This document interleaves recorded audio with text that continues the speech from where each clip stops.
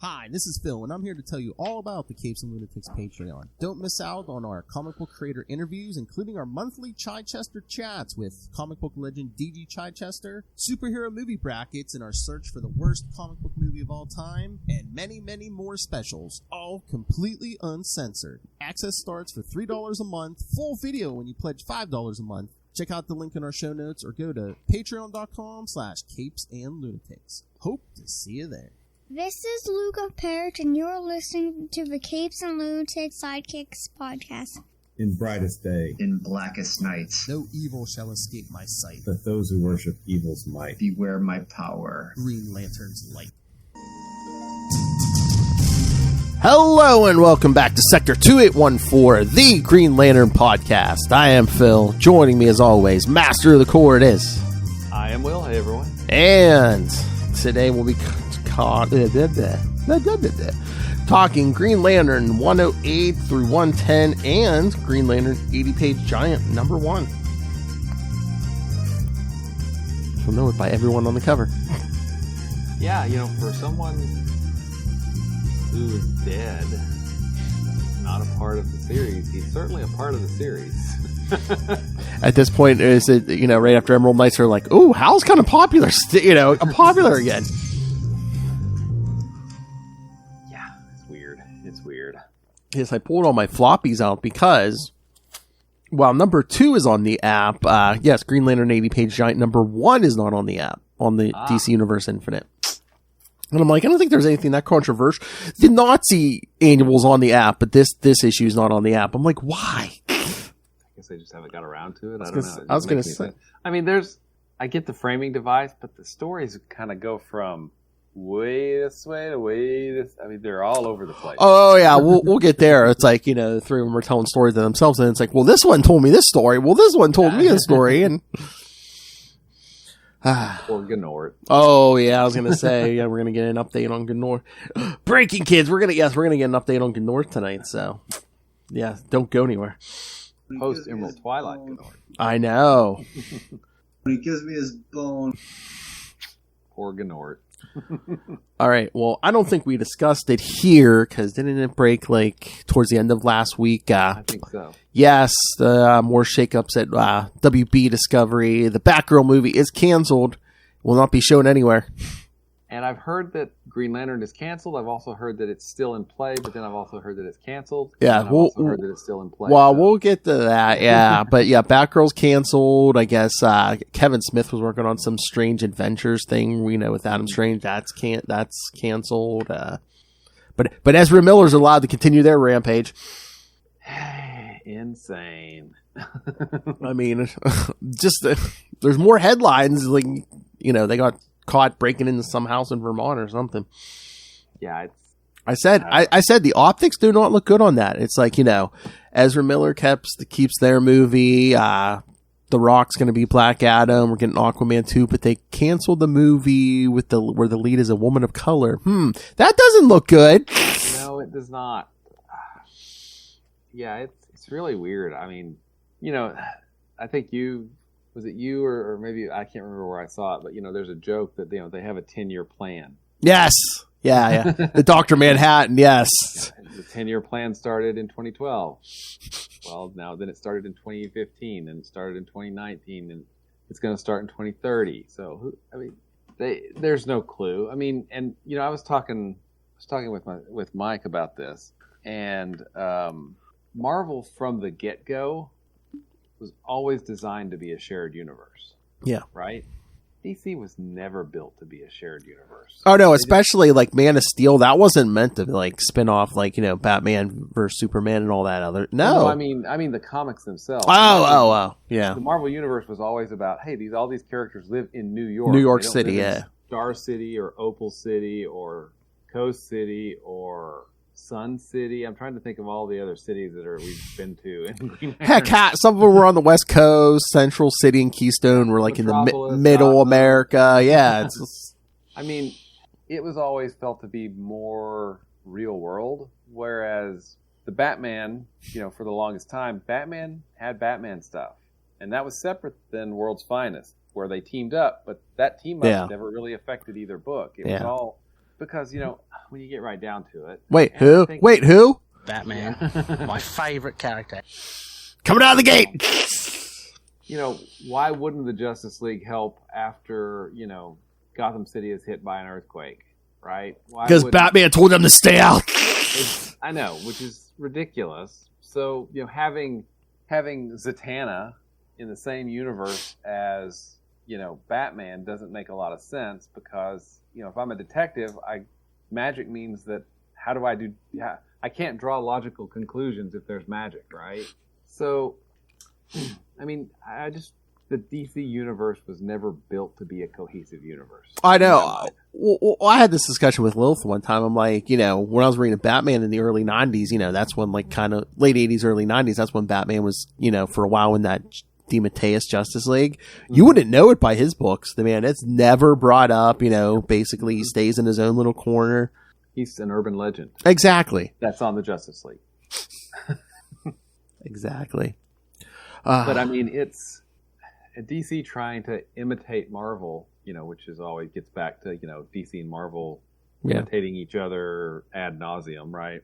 I mean, Marvel did it, and yes, it looks like that was always their intent, but they got incredibly lucky. They made a lot of really smart, what turned out to be smart decisions that there was really no way of knowing if they were going to be smart decisions. And DC... Yeah, but too, it's all... They could do something different. But again, it's like, once Marvel starts making plans, they pretty much stick to that plan. It's like, DC hits a road bump, and they're like, oh, we have to completely change our roster of movies, and, or cancel this one, or, it's like, really? I mean, again, if Marvel can get past Thor: The Dark World, I mean, come on. Hey, that movie gets a lot of crap, but I don't mind it. It's not that bad. I don't know, man. I would take Iron Man 3 over Thor: The Dark World anytime. I gotta go with the opposite of that. Oh, nice. There's a movie bracket. Yeah, and I think you guys have found the worst superhero movie of all time. It is. Yeah. It is.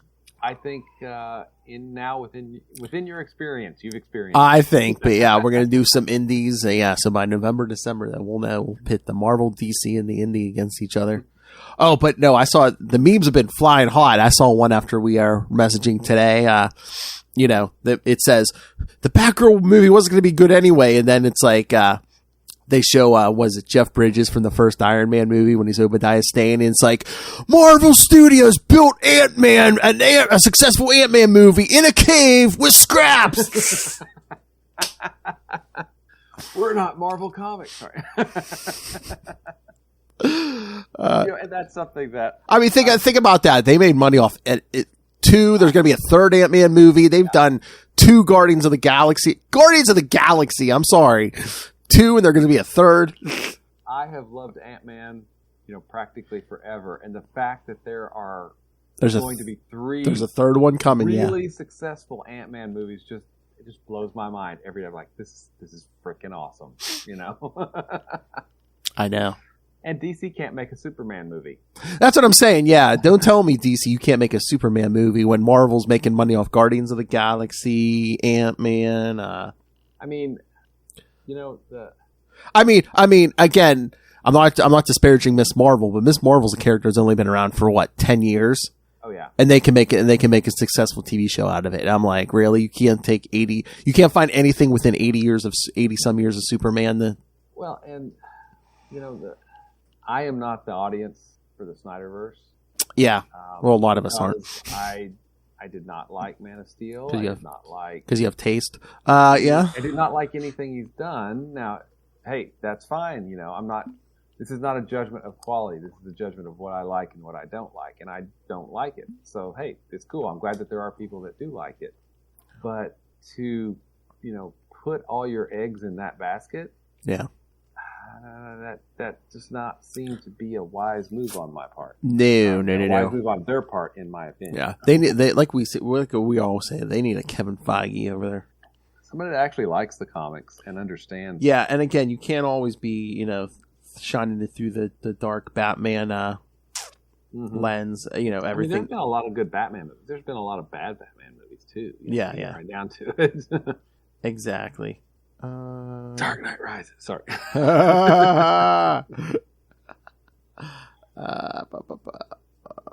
Batman and Robin. Oh, burn.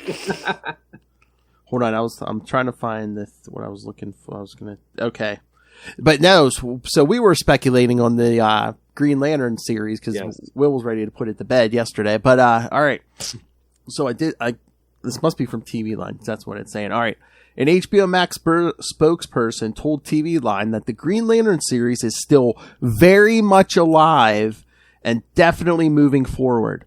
Penned by Greg Berlanti, Mark Guggenheim, and Seth Grahame-Smith, the series will reinvent the classic comic book and tell a story spanning decades and galaxies, beginning on Earth in 1941 with the very first Green Lantern, secretly gay FBI agent Alan Scott, who's going to be an FBI agent, and 1984 with cocky alpha male Guy Gardner and half-alien Bree Jarta.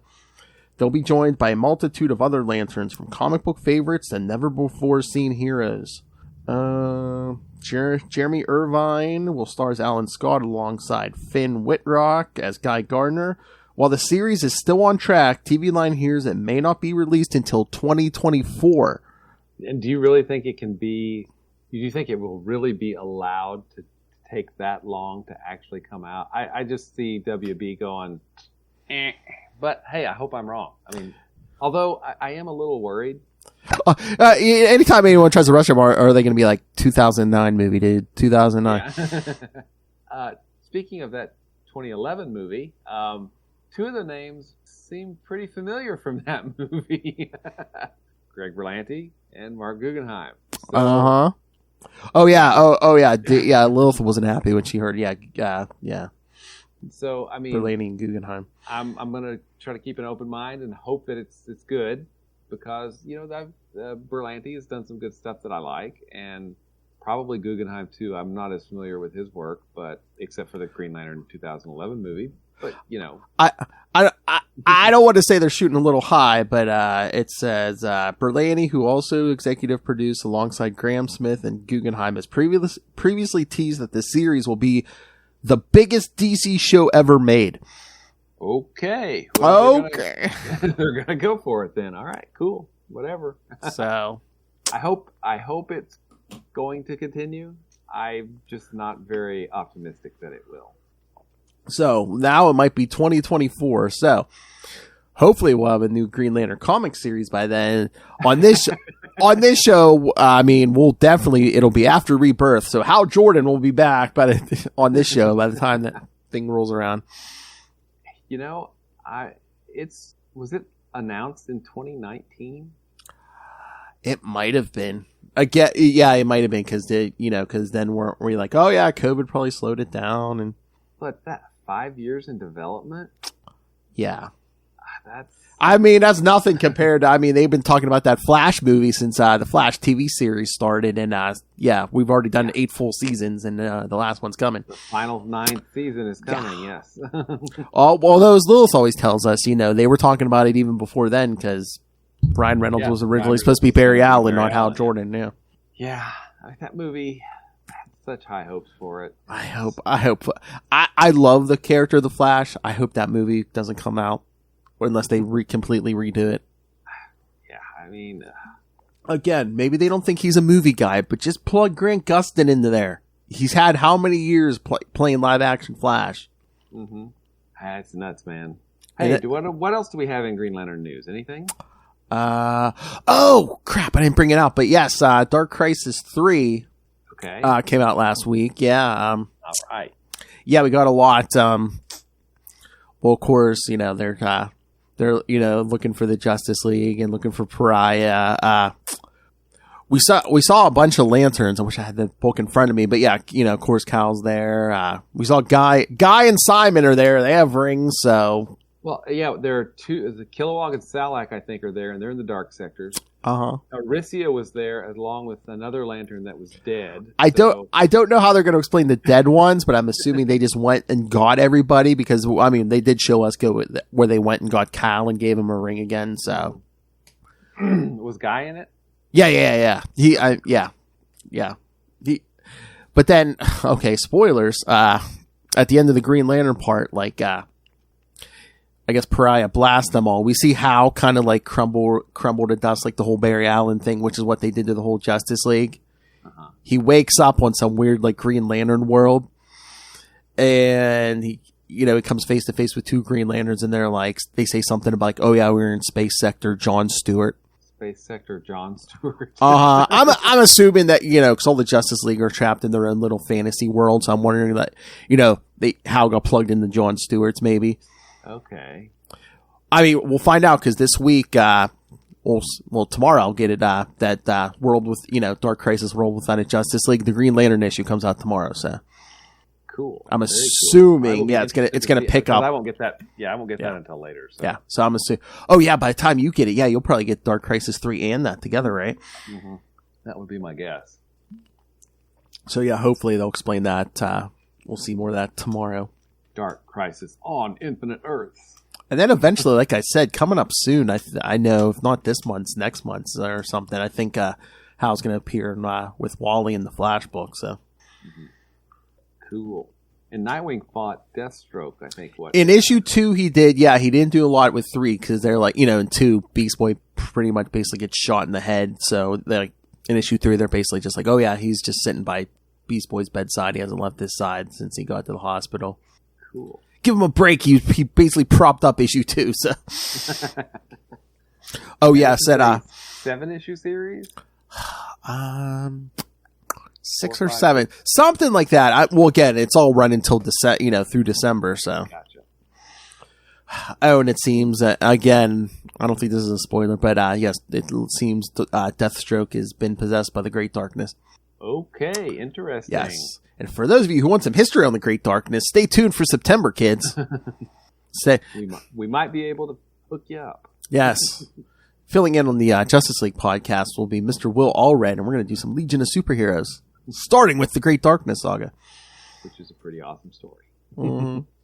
Oh, Lilith is thrilled that it's taking multiple men to fill her position on this podcast. Yeah, it makes sense, right? Yeah. So, takes a bunch of us to fill in all that evil. Bigger, harder, stronger. All right, should we get to these issues? You bet. All right. So how did you take this? I mean, I the way I read it was like 108 through 111, and then I saved the 80-page giant for last. I thought it was just through 110.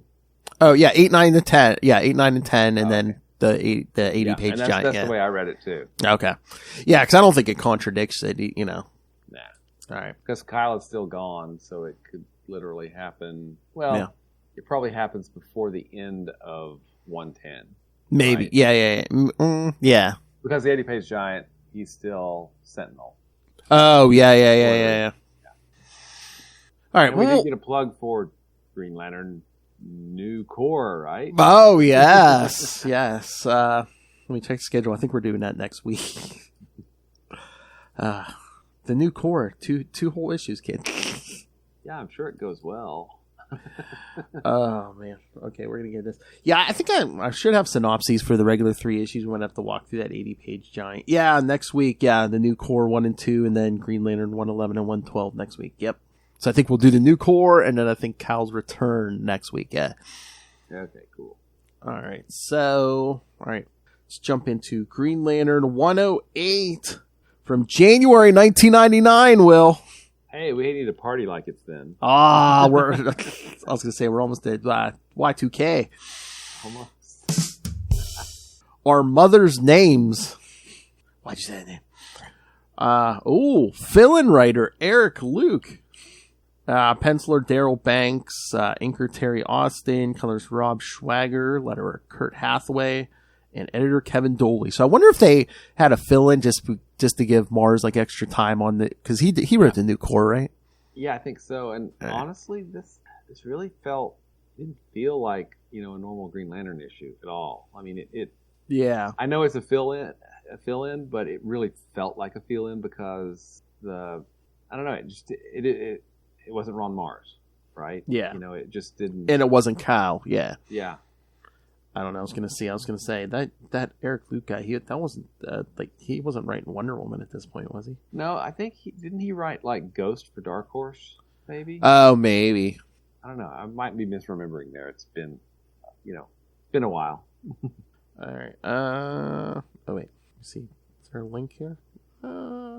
Eric Luke, DC Comics, work history writer.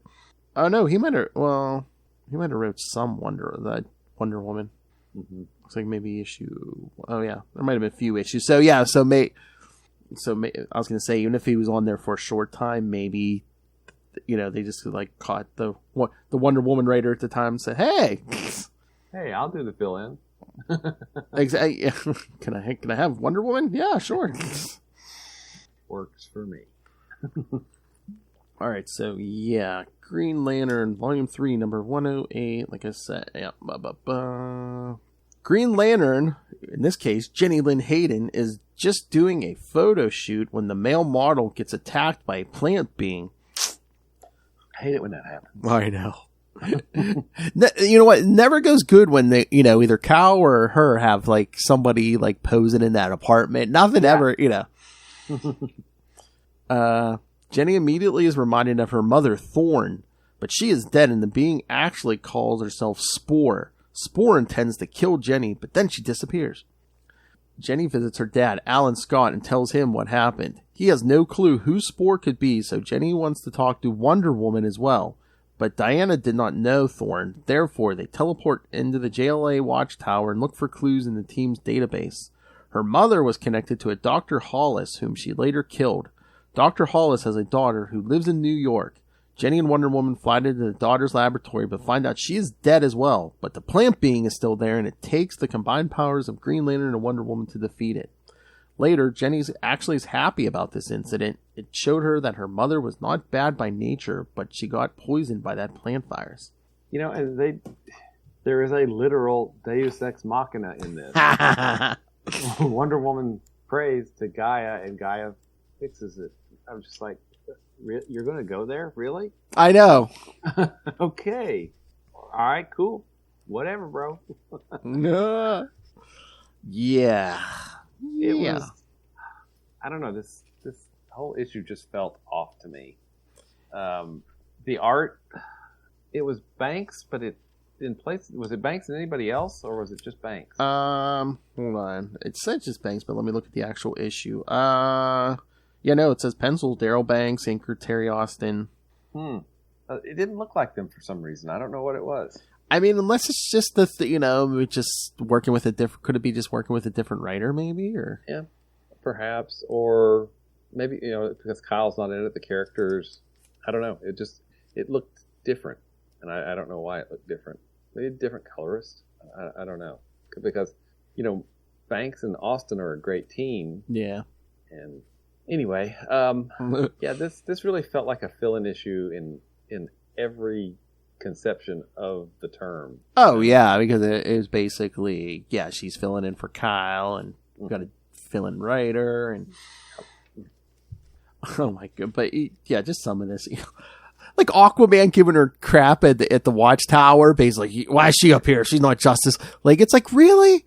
One, she's a Green Lantern. She's Cal's girlfriend. She's Alan Scott's daughter. You need more pedigree. Exactly. Cranky King of the Seas. I mean, her brother Obsidian was in the Justice League, not a good Justice League, but he was in a Justice League. In a Justice League, yes. With Wonder Woman, yeah. Yeah, this is just a strange issue. Strange issue. Oh yeah, and then I guess the teleporter makes you feel all tingly. Yeah. It's ting ting tingling, ting ting tingling. But no, I mean, at least they were like, oh hey, she's like, oh hey, you ran into Thorn, and Wonder Woman's like, no, that was my mother. Yeah. Then they called her up and woke her up. I'm like, wait, this seems so weird. I know. I'm like, wait a minute, what? That's Queen Hippolyta. I mean, you're like, yo, wake up. And then she's like, I'm going back to bed. I'm like, what? This just seemed so strange. But I'm like, where's the mascara? I'm like, isn't it night here? So wouldn't it be earlier or later in the, mourning somewhere else? I don't know. I don't know. Was she in an Odin sleep? Come on. Those are so darned inconvenient. Oh my god! Every couple years, man. I mean, is it worth being that all powerful if you take a nap like every 20 minutes? Yeah. I mean, and I wonder too if since it was like a guest writer, of like if he had notes from Mars, it's like, oh hey, yeah, when she goes to see Alan Scott, make sure he seems kind of tired, and or maybe editorial would have said, yeah, this is where we're going, so plant those seeds or something. So maybe that's part of this. The weird feeling too is just like, this writer got notes. It's like, yeah, make sure you hit this, hit this, hit this. And then then he hit him kind of differently than Mars would have hit him. Yeah. Yeah. It's just, to have the same artist and the same inker, it still felt so different, than what we've grown accustomed to for the last, at this point, 5 years on Green Lantern? So, yeah. 1994? Yep, pretty much. Yeah, when did Emerald Twilight come out? It was sometime in 94, yeah. Yeah, I'm pretty sure it was sometime in 94. Yeah. So if it's not 5 years, it's pretty close. Yeah. But and again, the whole time thing was weird too, because she gets attacked with those male models in the apartment. Then she goes to see Alan. And he's like, "Oh yeah, Molly's in bed, already." Yeah. I'm like, "Wait, what time is it?" I know people go to bed early, but I'm like, "What time is it?" What was it that Deadpool said in the first Deadpool movie? There's nothing wrong with saving money and eating dinner while it's still sunlight, while it's still daylight out. Which is an awesome movie. Ryan Reynolds got to be the superhero that he was meant to be. Oh, nice. But yeah, that guy, I think, was kind of weird. Yeah, that was... Especially when the hand's green, it almost looks like a Green Lantern construct. Like an energy construct. Yeah. Like, what? And I mean, all it did was like give that, the villain the finger. It's like... Yeah, pretty much. Green Lantern 50 was... March of 1994. Oh, almost exact. Yeah. Almost exactly 5 years. So we're halfway to the rebirth. Oh, we're halfway there. Halfway. Woo. Told you, man. Early next year. Yeah. Anything else on this one? I don't know. Do you have anything else on this one? Again, it wasn't bad. It was just, it's kind of different. Yeah. It just seems so weird. Yeah. I think it's just because, we got a substitute hero, a substitute writer. Yeah. It was weird. I don't know. Do you think the writer was just trying extra hard to try to find a connection between her and Wonder Woman? And, it's just like, oh, hey, mothers, or maybe. I mean, I don't know. It was just strange that, oh, hey, this photo shoot happened. Oh, and then I run across Wonder Woman because she lives in New York, I guess, or she's not. Well, I think she went looking for Wonder Woman because she's like, oh, she knows Thorn, and. I don't know. It's just like, okay, cool. We'll just go with it. Just gonna go with it. No, it's always weird to me. I think because I get the feeling that Green Lantern editorial loves the thought of having Golden Age Green Lantern, but they don't want to actually do anything with him. Because hey, let's make him Sentinel. No, wait, now we've got a Justice Society book getting ready to come out, so we've got to re-age him, sort of, but give him. Oh yeah, 99. Yeah, there is the JSA book is coming. Yeah. Yeah. So it's. Yeah. Yeah. They want that legacy, but then they nuked the legacy, on purpose. Yeah, it's like that. It's like 1994. Yeah, let's make him young and powerful, and we'll kill most of the Justice Society. Yeah, 99. There's a book coming. It's like, gotta make him old again. Gotta make him old again. So, yeah. And maybe that's, I don't know. This book just had a really different feel to it than the traditional 90s book, and it doesn't feel like a modern book either. I don't know. It felt different. Yeah. Yeah.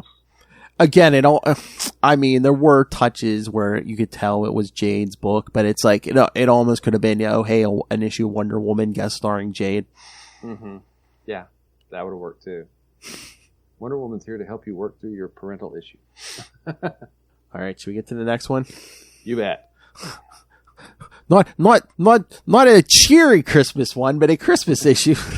Oh man, I know. As I was reading this, like, this is really freaking dark, and the cover date's February, so it did come out. It probably did come out in December. So yeah. Oof. And then the train keeps moving toward that spot, and you're like, no, don't, please don't. And then they swerve at the last second, but it's just so, I don't know. It's almost as bad as the fridging, yeah. To give a character that kind of backstory without a lot of thought given to it, Yeah. But I don't know. All right, so yeah, well, let's say what that is. All right, Green Lantern, Volume 3, 109, February 1999, Ghost of Christmas Past. All right, so can't even blame this on a guest writer, friend of the show, Mr. Ron Mars. This is Ron Mars. You are listening to the Capes and Lunatics podcast. Penciler Paul Pelletier. Inker Terry Austin, colors Rob Schwager, letterer Chris Eliopoulos, and editor Kevin Dooley. So this, again, same as the last time, except we're doing Pelletier instead of Banks now. Yeah, and Ron Mars is back. So, well, and this felt more like a traditional. Yeah, I think that's down to Mars. I really do think that's down to Mars. Yeah. But yeah, I was just like, oh, please don't, don't do it. And luckily they didn't. But I was, yeah. I'll let you continue. All right, thank you. Jenny Lynn Hayden is Christmas shopping with her brother, Todd Rice, who knows Obsidian, who is still not fond of her close relationship with with Cal Rayner. But when Jenny Lynn... Oh, God. How weird was that conversation? It's like, oh, so, wait, you're dating him, so you're doing what with him? It's like, okay, yeah, we get it. But when Jenny listens to the words of Santa Claus says to some children, she has a sudden flashback from her childhood. She immediately changes into her Green Lantern costume, kidnaps Santa Claus, and takes him on top of a skyscraper. Jenny knows the man as Stan, who was the janitor of the orphanage she was raised in. Obviously, Stan sexually abused some girls there. When he tried it with Jenny on a Christmas night, she exhibited superpowers for the first time and was able to fend Stan off. Now Jenny really wants to hurt Stan, but she restrains herself.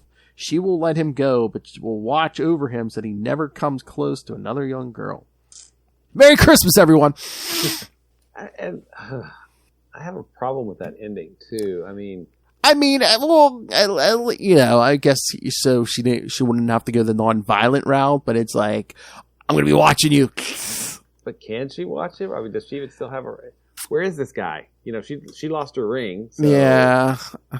I mean, I would think that, not that I'm, pro law enforcement, but I would think that they could probably do a better job monitoring with an anklet or, prison, which is. I took it as she's not going to be there 24/7, but it's like, oh yeah, you're never going to know when I'm going to show up. I might wait a year to come see you, and then I might come the next week and check on you, and it's going to be random. So don't try anything because you tried it the wrong time. I'm going to be there to kill you. Still seems weird, man. It's kind of a downer for Christmas too. Yeah. And then Mars tried to spin that end, because she shows up at her dad's and falls asleep on the couch. And like, oh, Merry Christmas! Cover up the blanket. Oh, Merry Christmas! It's like, oh, okay. Okay. The art is great because, again, of course, it's Paul Pelletier, but yeah, this one's a weird one. Weird for different reasons than the other one was weird. Because I'm trying to think. I'm like, I don't think they ever brought this up before this, and have they ever brought up since? I don't think so. No. Oh, but I do want to. When we get to the 80-page giant, there is a mention of Moraine. Oh yes.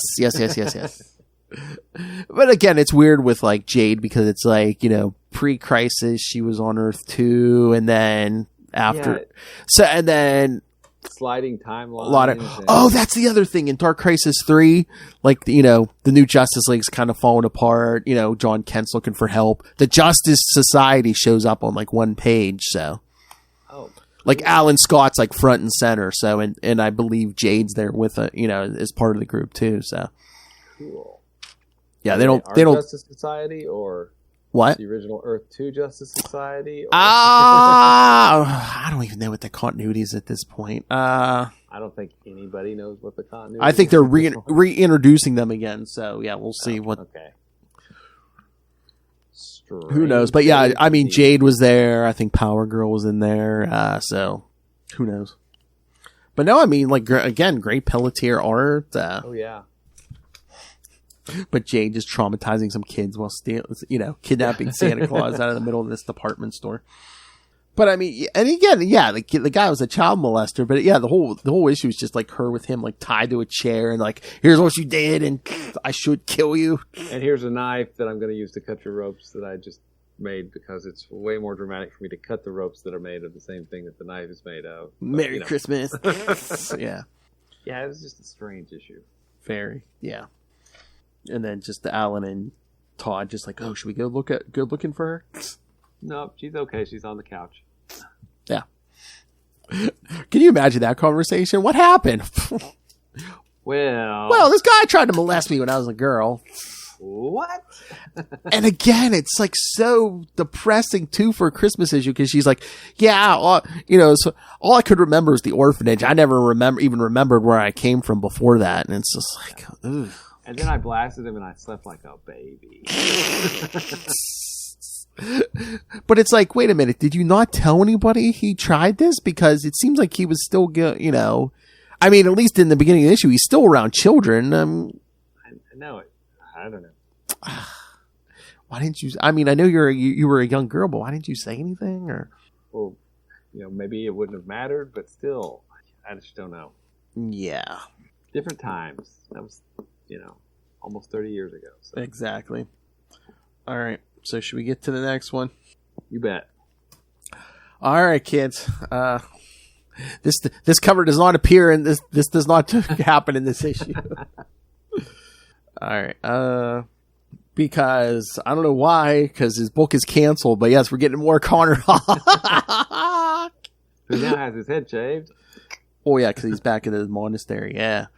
All right, Green Lantern, Volume 3, number 110, March 1999. So now we are 5 years exact for Memorable Twilight. 5 years. 5 years in. That's, and honestly, that's, 60 issues? Are we 60 issues in then? We have 110. Yeah, 110, 60, yeah. So we're 60 issues in, and I remember, individual stories, him blowing up Oa, which don't get me started on that. Emerald Knight, maybe the Graven story I sort of remember. Oh, from 75. Yeah, but a lot of the rest of the issues are kind of one and dones that, I don't really remember, even after rereading them again here recently. Well, again, too, we had to dance around crossovers and stuff, and yeah. Mm-hmm. We had the crossover Connor Hawke's book several times. Final Night, DC 1 Million.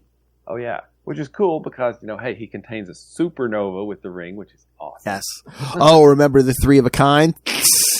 Oh, yes. Okay. Remember? Thanks for reminding me of something that I really didn't want to remember. We wrapped it up by beating him in court, yo. That's right. Again, more Connor Hawke. All right. So, yeah, this one, Green Lantern 110. Golden Years. Ron Mars, Daryl Banks, the team back, Terry Austin, Rob Schwager, Chris Eliopoulos, Kevin Dooley. Jenny Lynn Hayden wakes up in the middle of the night after having a bad dream involving her boyfriend, Kyle Rayner. But there is somebody else in the apartment. It's Green Arrow, who wanted to talk to his friend Kyle, but Kyle is in space, so Connor tells Jenny that he thinks his father, Oliver Queen, might still be alive somehow. Wait a minute. Hit the button. Parallax. What? Oh, okay. His father may be alive. He's still got to wait. Spoilers. I think he's still. I was going to say, you think he's still got to wait like another year or two, but yeah. Thank you, Parallax. Yeah. Then Jenny gets a phone call that her father, Alan Scott, just went up in flames and disappeared. Okay, yeah, that That sentence sounds really weird, when you think about it. Yeah. There's so many levels why his weakness is wood.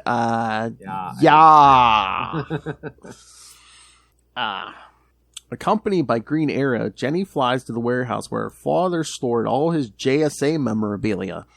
Was there a side kind of mention here where the giant Batman crossover? No Man's Land.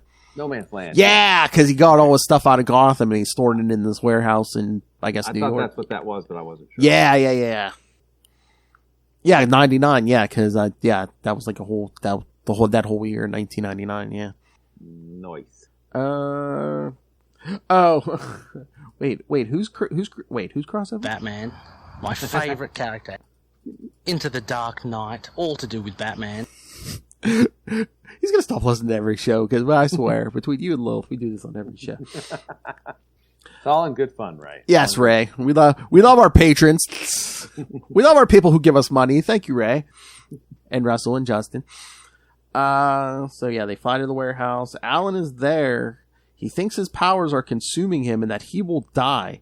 He refuses to take any help and fights both Green Arrow and his daughter. But then Jenny uses her power ring to drain all power out of her father, who now looks like a man of his age again. Despite this, Alan still possesses a power battery and intends to become Green Lantern again. Gotta talk about, what is it with Green Arrows shooting Green Lantern? Yes! Well, hey, at least it makes more sense than Hal Jordan, because Alan's weakness is wood. Yeah. Although, wasn't that a weakness built into his ring? I think so, and are we even still using the same ring that we got in Green Lantern 19 because the continuity's changed? So, did he even have a ring in this issue? I thought it was all internal until the end there, at least. I think so. It's weird because him having a ring from the core, that was made from, Ulan Gaff, something like that. Anyway. And then he fashioned it into a lantern and a ring, but I don't even know if that's in continuity anymore. Because in the end, they show, he put, Jenny gives him his original uniform and he puts it back on and basically hints around that he's going to be Green Lantern also. But it's like, he's not wearing a ring on that final page you see him. So it's like, I think he still has some internal power, maybe? I don't know. I have to check is it JSA book or just, I can't remember because they had a few books through there. And I know they did it for the sake of the story, but I'm like, it seems like he still wants to be a superhero, so why didn't he take Kal up on the offer of that ring? Yeah, and if you think about it... I mean, both him and Jenny can both have rings. Yeah, it's weird because if you think he was, 20 in 1940? This is almost 60 years later? He'd be pushing 80? Uh-huh. Oh, yeah. I think they even call that out, but it's like, especially him and Jay Garrick, they're always finding ways to keep themselves young. Mm-hmm. Yeah, it's very strange. Well, especially when you find out later. I think that Speed Force is keeping Jay Garrick alive. Yeah. And the Star Heart was keeping Alan. I don't know what's keeping him alive now. But then you think, okay, well, they're wives, right? At this point, they are, if Alan was born in 20. Let's say his wife was born in 20. She's 100 now. The same with Jay Garrick's wife. And again, oh my God, how dark of a story would that be? I don't know about Jay Garrick, but what if even subconsciously, if Alan was using his power, even without his conscious, awareness of it, keeping his wife alive? Oh yeah. You could definitely go dark there, yes. Yeah. Well, this is the episode for it seems. Apparently, yeah. There's a lot of great darkness, right? Don't say a Machinas, dark Christmas tales, yeah.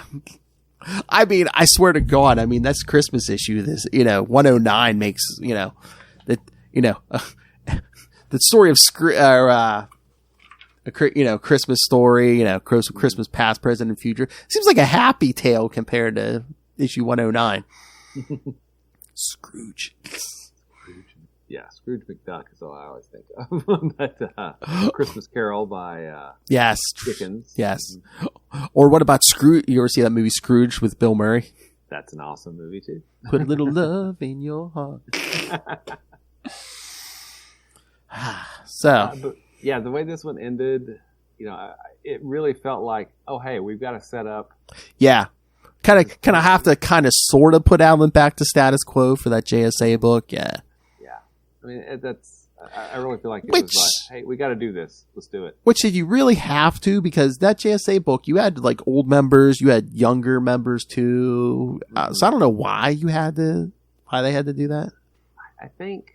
And this is Alan kind of could have been the bridge between the older. He knows the older members. He's friends with them. Yeah.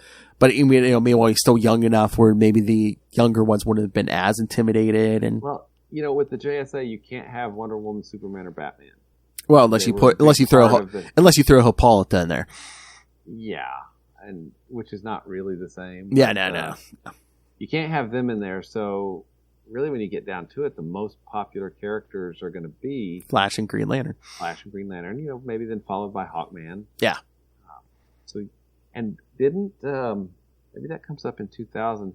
Jeff Johns wrote a Hawkman series, which was pretty good from what I remember of it.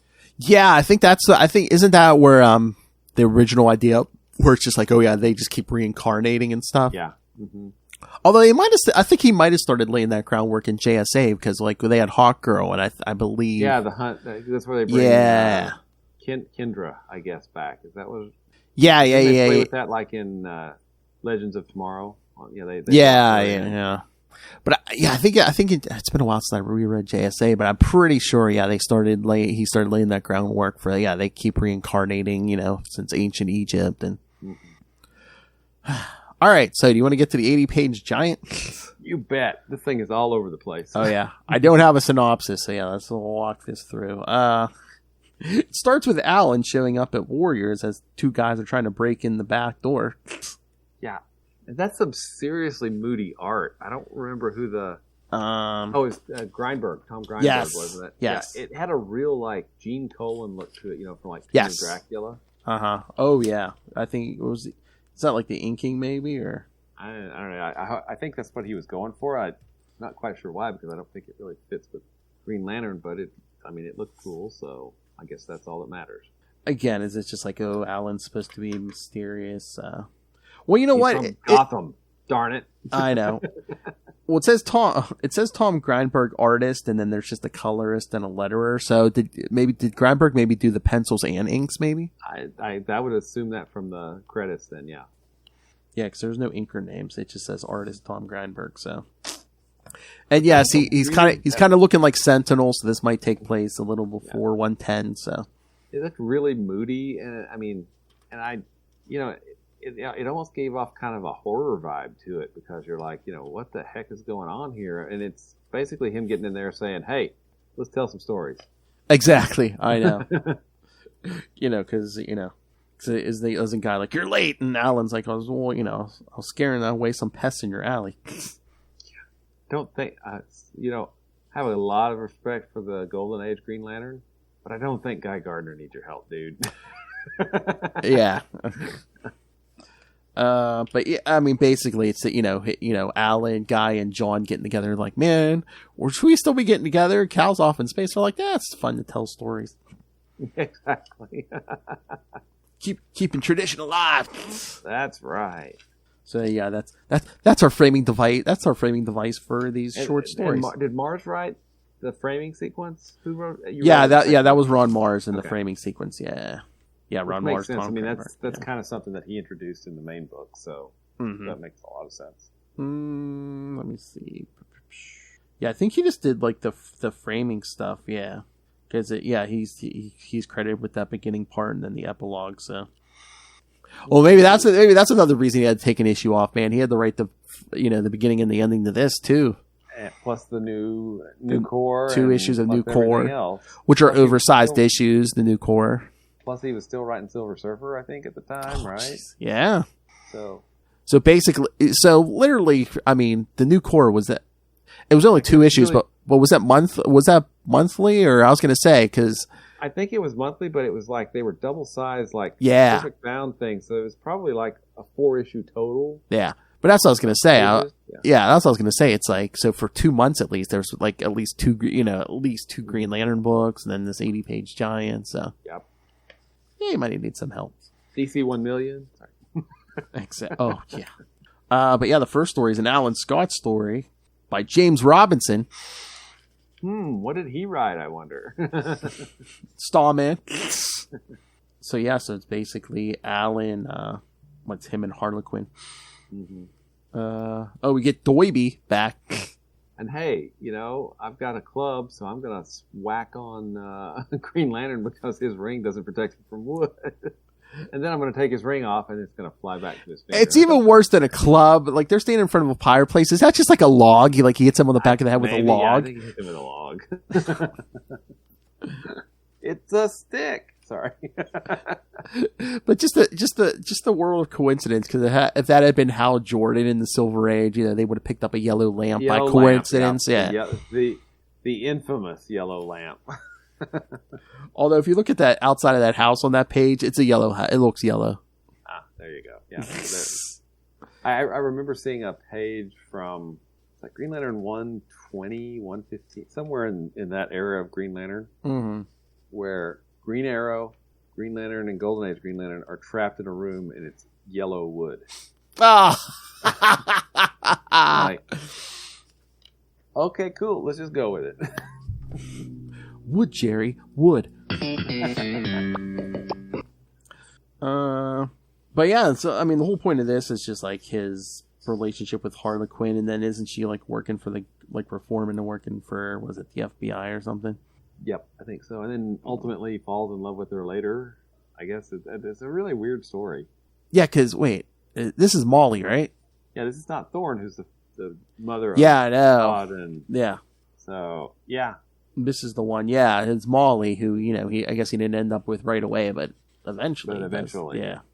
So yeah, we get that, and then it's so weird. I mean, I guess because it's a different creative team, but at the end of the story, they show like current Alan, and that suit looks nothing like the first page. Yeah, exactly. It's like, okay.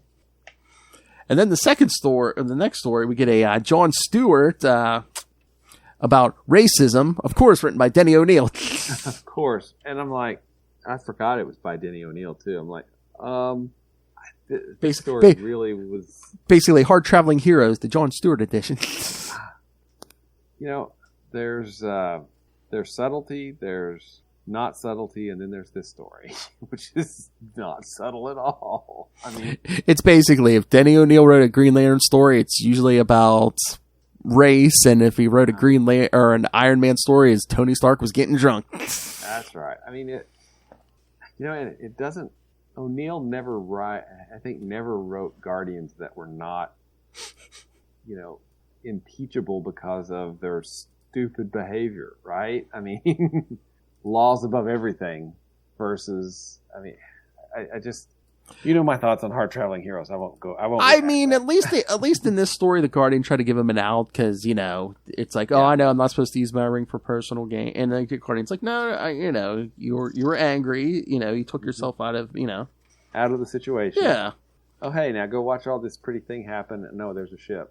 I'm gonna go save it. Yeah, these aliens who basically have slaves, and then John frees them, and they're like, well, we don't know what to do. We've been slaves our whole life. Here you go. Here's a shovel. Start digging? I don't so I assume that's supposed to be symbolic of, here, let me show you how to build your own civilization, but it's like... Yeah. Yeah. Not one of Denny's best stories. I will... But again, too, he got how many pages to tell it in, too? Yeah, that's true. 3, 4... It's probably like, 8, 10 pages or something. 10 pages, yeah. Because it can't... it was done quick. Yeah. Again, he wasn't even on Earth that long, before he got teed off and just took off. And then Guardian's like, here, stay here. Oh, hey, what's that ship? Yeah. Oh, my God. And then the next story is a Guy Gardner story by Bo Smith. Tarzan? You mean Guy of the Jungle? Because wasn't that our 90s Guy Gardner series writer, at least for a while, yeah. Bo Smith? Mm-hmm. And you could tell. Yeah, you could. It felt very much like Guy Gardner, yes. basically having to fight through this jungle with that. Because he forgot to charge his ring because he was watching. Oh, what were the shows? It says it like on the first page. Oh wait. After all reruns of the A-Team were on. Why waste important culture time on recharging my ring? Yay! The A-Team. The A-Team. You really think Guy would like the A-Team? They always shot at people, but they never hit him. Apparently, he likes the A-Team. I guess. But of course, yes. Yeah, like we said, fighting through this jungle without his power ring and dinosaurs and aliens. And then at the end, he's like, I'm their hero now. They have like a holiday for me, with me and everything. And a statue. He's like, no, that's a story. Oh, jeez. Like I always said, that ring was nothing but a crutch. It's not the clothes or jewelry that makes a warrior. It's what's in his heart that counts. And a whole mess of testosterone don't hurt either.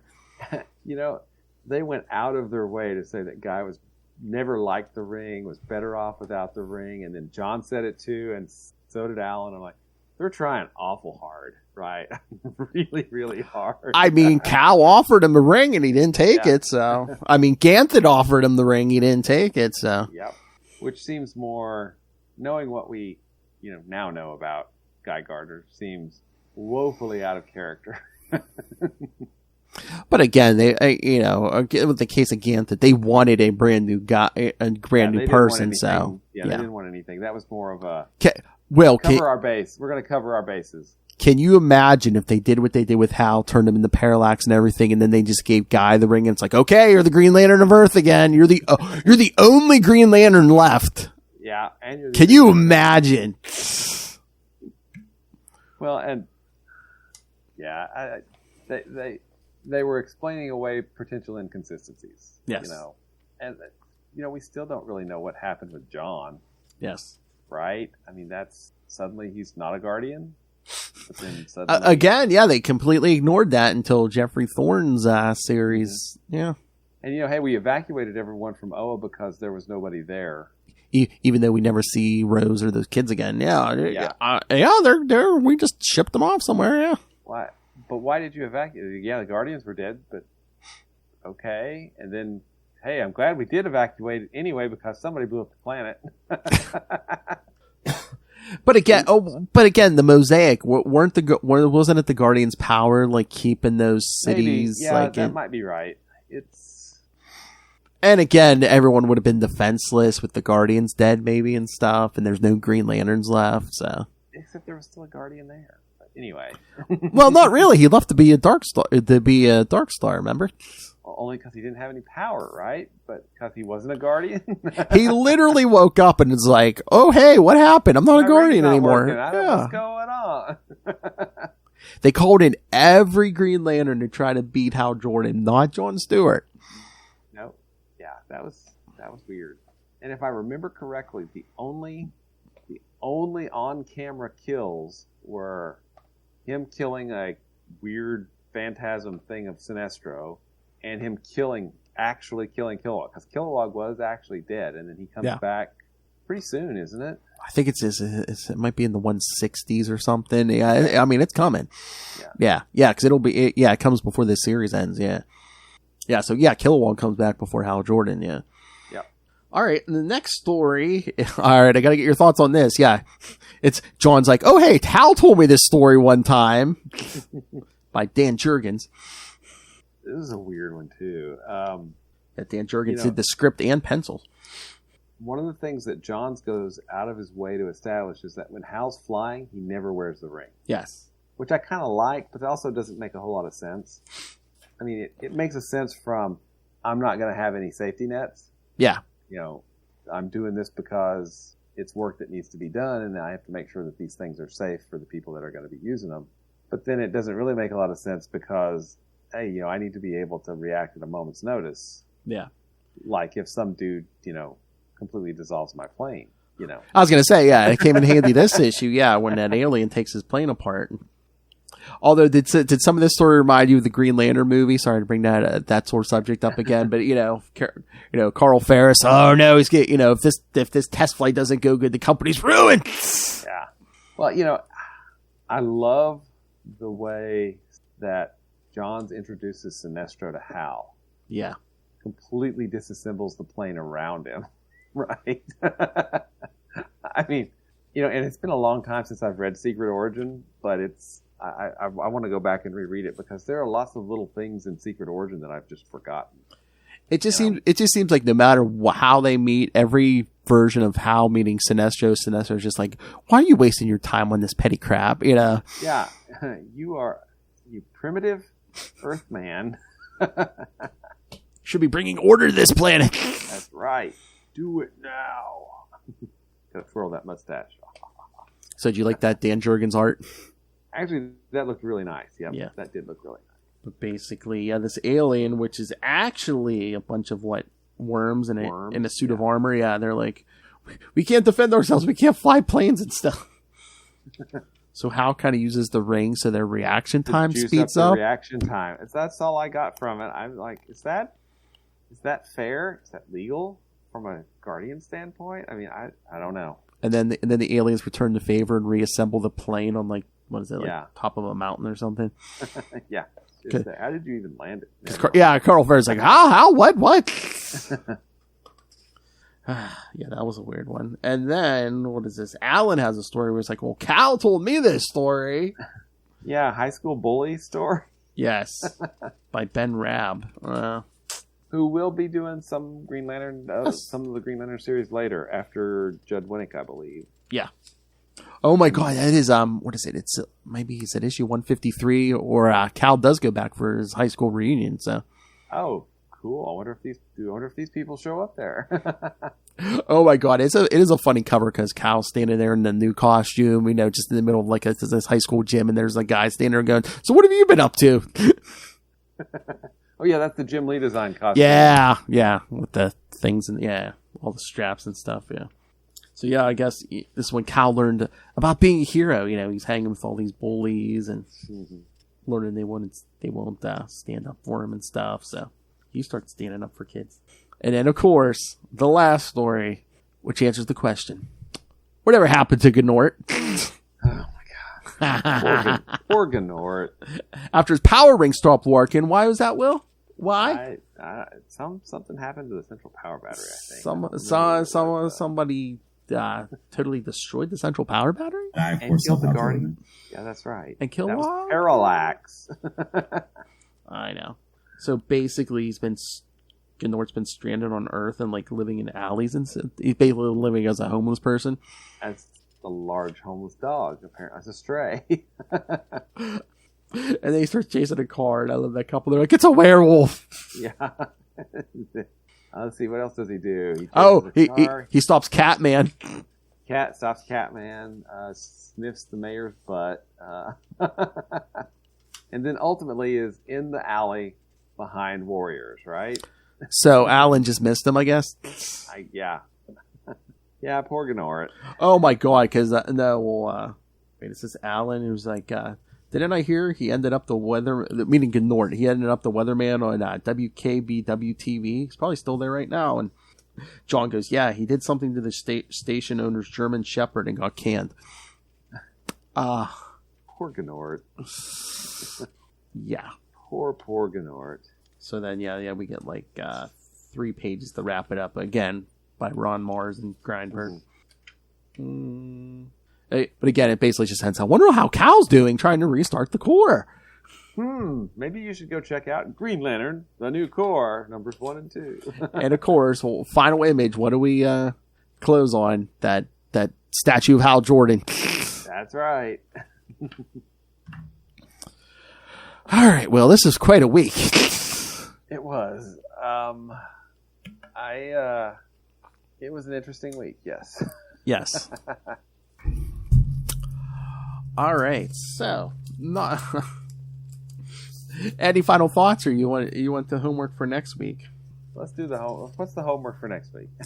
All right. Well, as I said, yes, next week we will get to Green Lantern, the new Corps 1 and 2, so we'll see what Cal's up to in space, and then Green Lantern 111 and 112. Like I said, I believe he returns in 112, but if you saw the last page of tonight's issue 110, you'll see we also get the return of Fatality.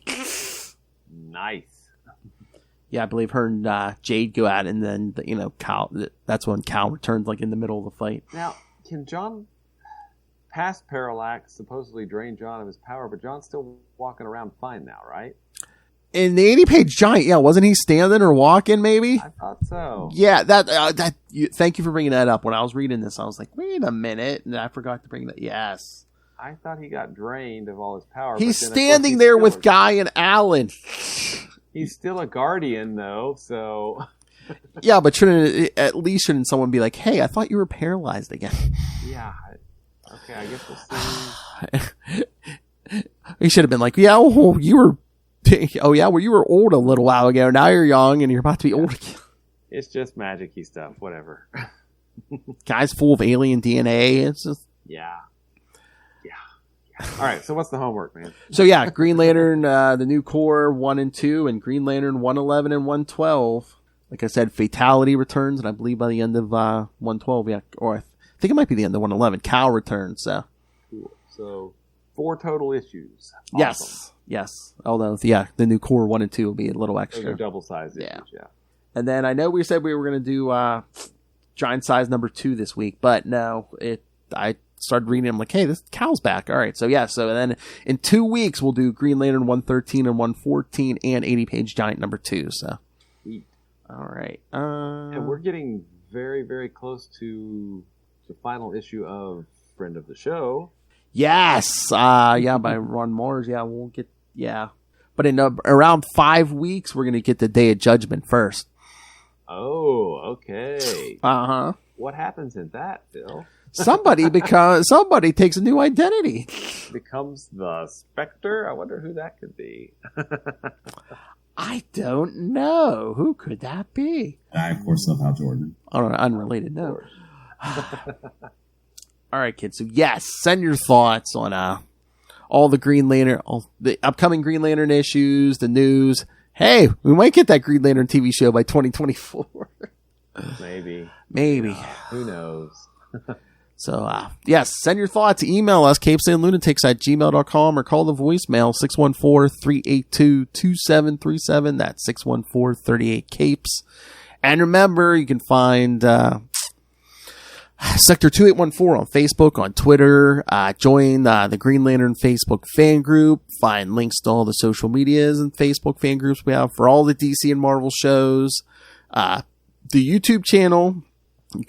Every episode gets a video, so you can watch this video or this episode right now, full video, completely free. All you have to do is smash that subscribe button so you don't miss any of it. Smash it! And remember, September is coming, kids. Bunch of men filling in for that force of nature known as Little Hellfire. And of course, most important, please, if you can, subscribe to the Patreon. We have no Guardians or anyone else backing us up, so every little bit helps, but $3 to $5 gets you early access to creator interviews, including the monthly Chichester chats. I got the good mic out for you guys. And because Little Hellfire loves our pain, superhero movie brackets, we will find the worst superhero movie of all time. Again, if you remember, you would have seen July's episode, guest starring Will Allred, when we talked Green Lantern vs. Catwoman. August's episode will be League of Extraordinary Gentlemen vs. Sin City 2. So, wow, yeah, that was all the pain I could stand. Or the fact that you stand it regularly. You know how, Will? I have no choice. Okay. all I can do is take my revenge on Little Hellfire in other ways. Okay. Well, I verified that 125. Yes. An anniversary issue, divisible by 5. Although I don't think it's extra sized or anything, which no. That would have been cool for his last issue, but no. But 125 is when Ron Mars leaves, and I think Daryl Banks leaves as well, doesn't he? I believe so, yeah. Yeah, because I don't think he stays on for the new team. For the new team, yeah. But we'll see.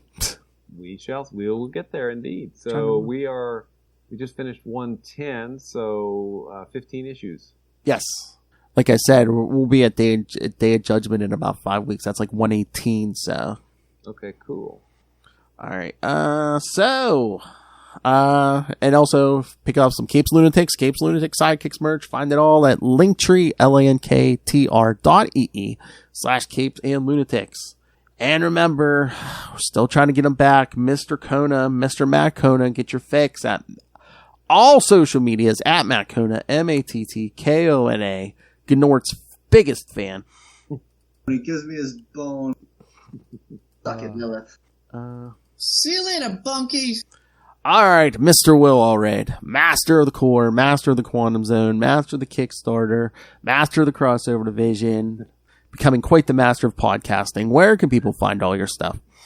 You can find me at Wallred. That's at WALLRED on Twitter, and then the same for Gmail and Facebook and all those other probably social media things that I've forgotten I set up.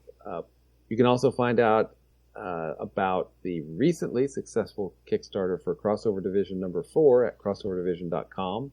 There will be a pre-order store going up pretty soon, so if you missed the Kickstarter, you can actually order from the store before I start shipping and fulfilling the Kickstarter.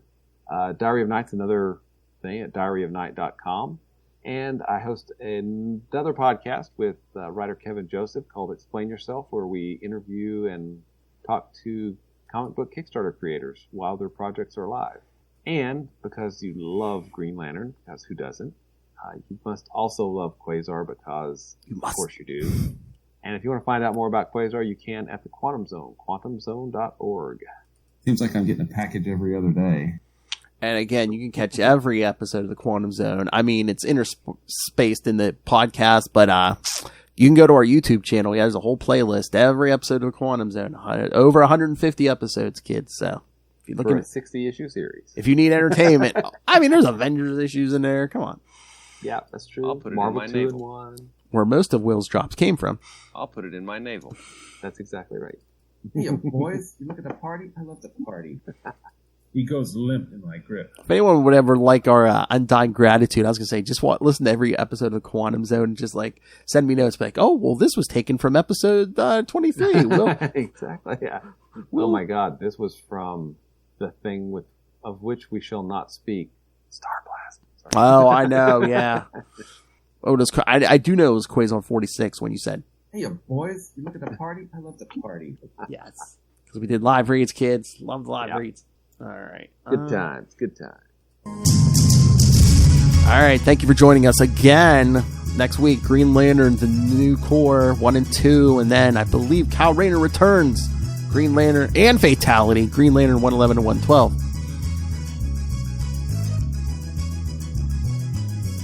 She has an interesting arc. Doesn't she become like a Star Sapphire at one point? I think it's a while till then, but yeah. And then get impersonated by a Durlin. She becomes like obsessed with John, and not just the Killy way either. It's just like, yeah, not just the Killy way. I love that. All right, kids, come back next time, and remember, don't trust that Santa Claus. Good night.